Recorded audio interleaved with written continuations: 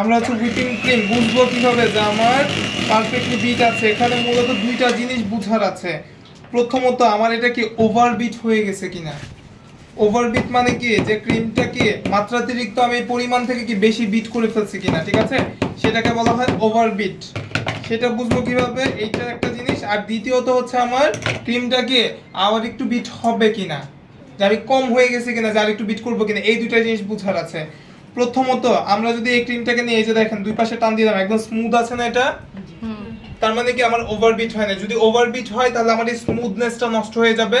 এই জায়গায় কি ছিদ্র ছিদ্র বড় বড় গ্যাপ বাবল এরকম টাইপের দেখবো, ঠিক আছে, স্মুথনেস থাকবে না। এখন আসি, যেহেতু আমার কি এটা বুঝলাম যে আমার কি ওভারবিট হয় না, এখন বুঝবো কি যে আমার এটাকে আরেকটু বিট হবে কিনা, কম বিট হয়ে গেছে কিনা, নাকি আরেকটু বিট করব। সেটা বোঝার উপর হচ্ছে যে স্টিফনেস ঠিক আছে কিনা। আমি এই স্প্যাচুলাতে এই যে দেখেন বেশ অনেকখানি ক্রিম নিয়ে নিয়েছি, দেখা যায়।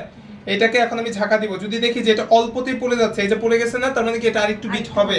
আমি যদি দেখি যে না, এটা বেশ অনেকক্ষণ আমি এরকম ঝাঁকা দেওয়ার পরেও অনেকক্ষণ এটা স্টেবল আছে, তার মানে বুঝতে হবে যে আমার বিটিং কি কমপ্লিট। বুঝতে পারছি, আর বিট করতে হবে না। যখন আমি বিটিং একবার মানে ক্রিম একবার স্টিফনেসে চলে আসবে, যে এরকম ফোম ফোম হয়ে যাচ্ছে, তখন একটু পর পর অফ করব, এটা বারবার চেক করব। কারণ কি, যদি আমি বেশি বিট করে ফেলি তখন কি ওভার বিট হয়ে যাবে। আমার ক্রিমটা যেহেতু ওভার বিট না হয়, সেটা আমার অবশ্যই খেয়াল রাখতে হবে।